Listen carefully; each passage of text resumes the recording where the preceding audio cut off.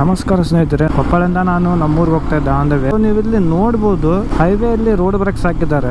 ಎದಕ್ಕೆ ಹಾಕಿದ್ದಾರೆ ಏನು ಗೊತ್ತಿಲ್ಲ. ಇಲ್ಲಿ ಊರಿದೆ, ಕ್ರಾಸ್ ಮಾಡಕಂತ ಹಾಕ್ಯಾರ, ಅದೆಲ್ಲ ಸೆಕೆಂಡರಿ. ಯಾಕಂದ್ರೆ ಇದು ನ್ಯಾಷನಲ್ ಹೈವೇ, ರೋಡ್ ಬ್ರೇಕ್ ಹಾಕೋಕೆ ಪರ್ಮಿಷನ್ ಇಲ್ಲ. ಇಲ್ಲಿ ಕೂಡ ಹಾಕಿದ್ದಾರೆ, ನೋಡ್ಬೋದು ನೀವು. ಇದು ಒಂದು ಇಶ್ಯೂ ಇಲ್ಲಿ.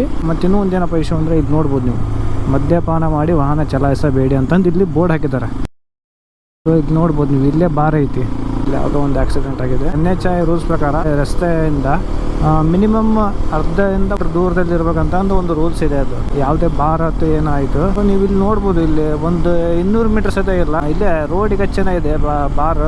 ಈ ಕಡೆ ಕುಡಿಬೇಡ್ರಿ, ಕುಡ್ದು ಗಾಡಿ ಓಡಿಸ್ಬಿಡ್ರಿ ಅಂತ ಬೋರ್ಡ್ ಹಾಕ್ಯಾರ. ಈ ಕಡೆಗೆ ಬಾರ್ ಇಟ್ಟಾರ.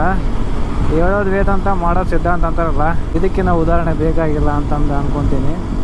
ಏನಪ್ಪ, ನಂಗಿದ್ರೆ ಜನರ ತಪ್ಪಿದೇನೋ ಏನು ಗೌರ್ಮೆಂಟ್ ಅವ್ರ ತಪ್ಪಿದೇನೋ ನನಗೆ ಗೊತ್ತಿಲ್ಲ. ನನಗನ್ಸಿದ್ದು ನಾ ಹೇಳಿದೆ.